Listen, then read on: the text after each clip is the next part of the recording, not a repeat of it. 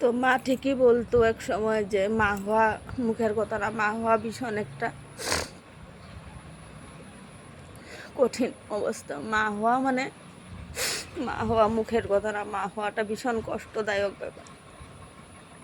আজকে সত্যি তাই আমার মেসেজ হচ্ছে বন্ধুরা, বিশ্বাস করতাম না কথাটা। ছেলেটা আজকে চলে গেছে এনসিসি ক্যাম্পে। আমার জানি ভিতরটা কেমন একটা লাগছে। 10 দিনের জন্য চলে যাচ্ছে। 10 দিন যে কি করে পার হবে সেটা আমি ভেবে পাচ্ছি না। কারণ একটা মুহূর্ত আমি ছেলেকে না দেখে থাকতে পারি না। আজ অব্দি একটা রাত্রি কোনোদিন থাকিনি।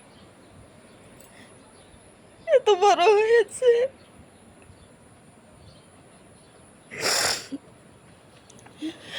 14টা বছর থেকে কোনো একটা দিন আমি ওকে ছাড়া থাকিনি। এইবার প্রথম টাইম এনসিসি ক্যাম্পে যাচ্ছে, এখন চলে গেল। 10 দিন পর আসবে ফেরত।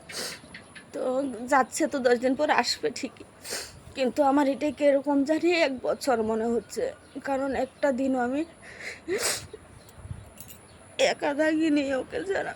যখন স্কুল থেকে আসার দেরি হয় আমি অপেক্ষা করি এই ব্যালকনিতে দাঁড়িয়ে। কখনো আবার এনসিসি থেকে ফিরতে দেরি হয়, 7:30 এরকম হয়ে যায়। কালকে যেরকম 8:30টার সময় আসছে, আমি এখানে দাঁড়িয়ে অপেক্ষা করি কখন আসবে।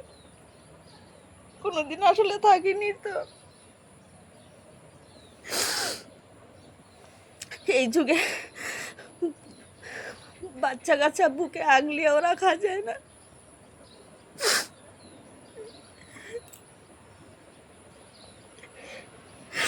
কারণ ওকে নিজের পায়ে নিজে দাঁড়াতে হবে সেই ভেবে। কিন্তু ভীষণ কষ্ট হয় যখন ঘরের থেকে এতদিন করে না থাকে।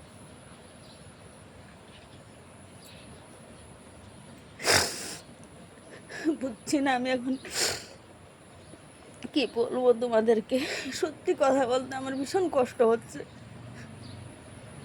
কারণ ছোট থেকে একা হাতে মানুষ করেছি, সব সময় আমার সাথেই থাকে। কারণ একটা দিনও কোথাও গিয়ে থাকে না আমাদেরকে ছেড়ে। আমি তো মা, তাই আমার চোখে জল বেরিয়ে যায়। কিন্তু ওর বাবাও অনেক কষ্ট পাচ্ছে কয়টা দিন থেকে। যেই 10 দিনের জন্য চলে যাবো যখন থেকে শুনেছে, তখন থেকে ভীষণ কষ্ট পাচ্ছে মনে মনে। কারণ ছেলেদের তো চোখে জল দেখানো হয় না, আর আমাদের তো চোখে জল রাখতে পারি না। আগিয়ে দিয়ে আসলাম, ওর সামনে তো কান্না করিনি, কিন্তু এখন বুকটা যেমন ফেটে যাচ্ছে।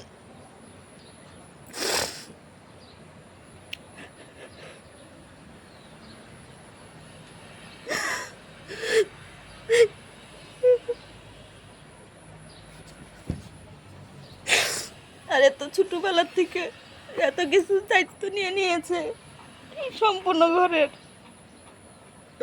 ছোট থেকে ছেলেটা কষ্ট করছে। ঘরে হাট বাজার বলো, কাগজপত্র বলো, সব ওর কাছে, সব ওই সামাল্য নেয়।